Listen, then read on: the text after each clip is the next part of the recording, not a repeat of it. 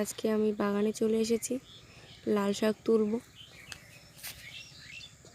পালং শাক আছে এখানে আমি লাল শাকগুলো তুলে নিয়ে চলে এসেছি। দেখুন কতটা সুন্দর দেখাচ্ছে, দেখুন কতটা সুন্দর লাল শাক।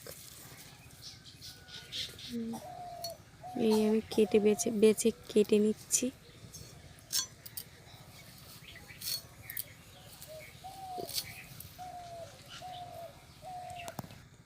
এবার তেল, পেঁয়াজ, লঙ্কা, রসুন দিয়ে দিলাম, পাঁচফোড়ন দিয়ে দিলাম। এবার শাকগুলো দিয়ে দেবো। দেওয়ার পরে নেড়ে চেড়ে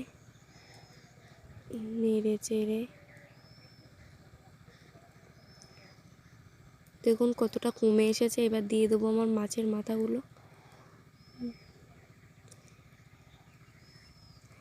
লবণ দিয়ে দিলাম স্বাদ মতো, একটু হলুদ দিতে হবে।